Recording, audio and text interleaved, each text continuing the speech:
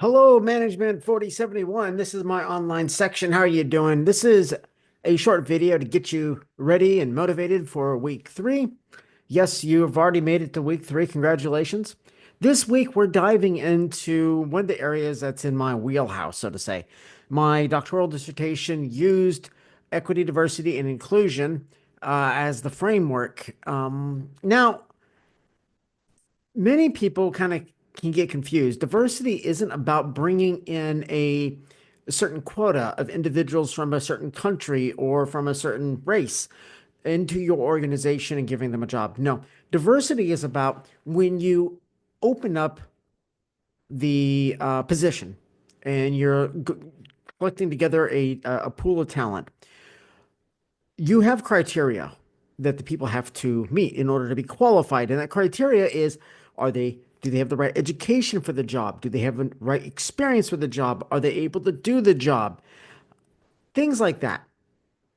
Outside of that, you open it up to everybody, regardless of their religion, their race, their ethnicity, their gender, their age, their level of ability, whether disabled or not.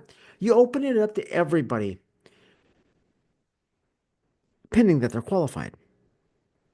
So diversity is not about just inundating your organization with a particular people group. No, it is about making it so that everyone's got a fair chance. Out of everybody, as long as they're qualified, they have a fair chance at getting employed there. So we're going to be talking about diversity and how it impacts decision making. All right. Decision making is a process that we in leadership use to come up with what is it we want to set our plans to do. We've got to try to account for as many variables as we can when we're going through the process of decision making. And we never can get them all because there's literally like an infinite amount of variables that are affecting that moment in time. And one person alone is going to miss practically everything. But if you put the team together, you're going to catch more of them. You're still going to miss some because it's going to be impossible to catch the infinite amount of variables, but you want to get as many of them as you can figured out.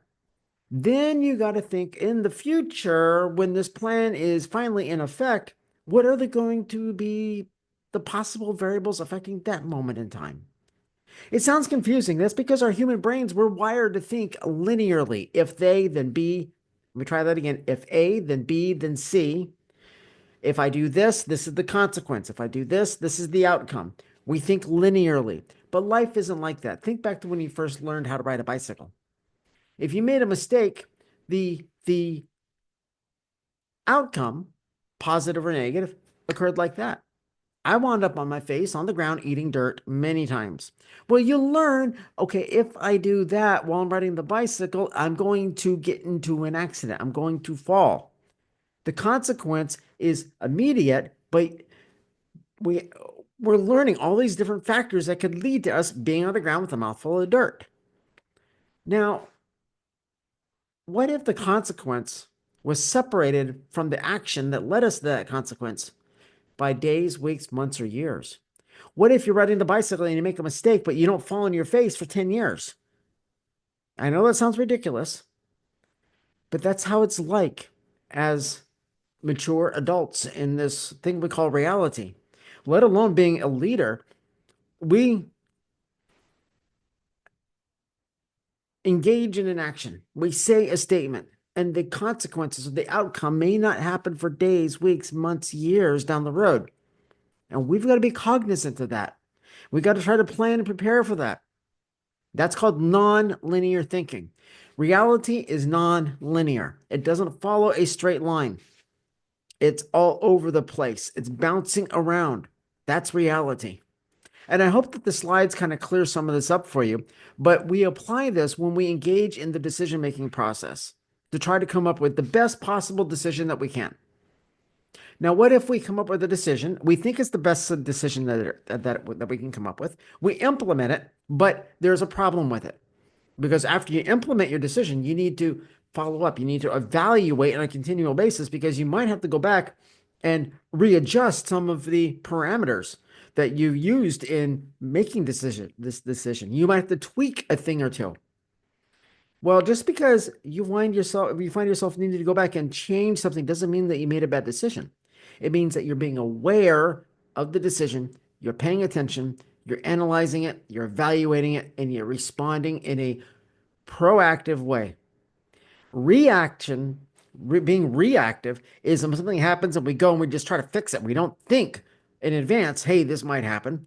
We don't go back to the original decision making process and say, that's where it happened at. No, we're just reacting, trying to patch the situation together. That's not going to work. You need to be proactive. Let's see what else this week. Organizations need to make sure that applicants, employees, and customers from all backgrounds are valuable pieces in that organization. That goes into stakeholder theory and stakeholder management. Because a stakeholder is somebody who has a stake in that organization. So your employees, your leaders, those are internal stakeholders. They're internal to the organization.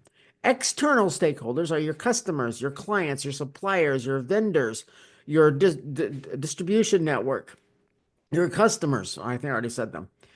The community that you're in and the environment itself. Those are external stakeholders. And when you're making decisions, you need to think in an ethical way that considers their claims. What's a stakeholder claim?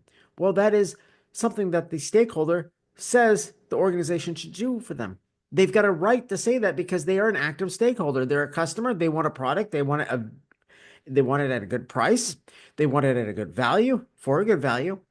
That is their claim. Or they want good customer service. That is their claim. We considered the claims. Now, your stakeholders, you got to look at the different groups. So, in the external stakeholder category, you're going to have multiple stakeholder groups. You may have customers that value your product, customers that find faults with your product. You might find customers that want you to be paying attention to environmental factors, taking care of the environment. Some might be concerned about social issues.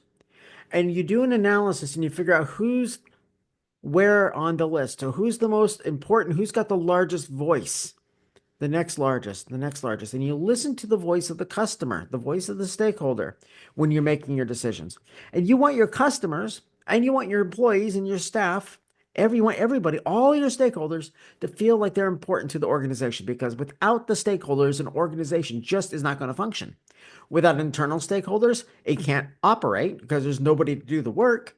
Without external stakeholders, you're not going to have any customers or clients or suppliers or vendors or anybody like that. Um,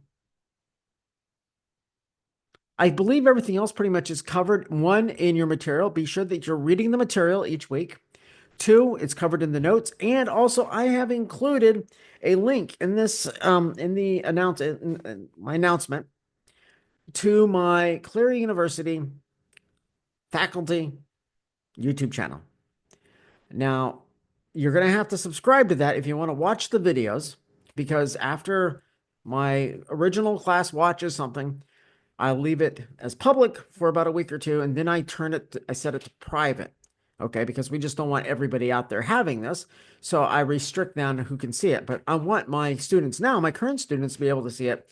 Well, I'm not going to go through every time and set the entire playlist back to private and public and back and forth. So just subscribe at the end of the semester, unsubscribe from my channel.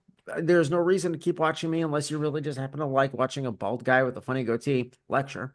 Um, maybe that's your thing in life. That's how you chill.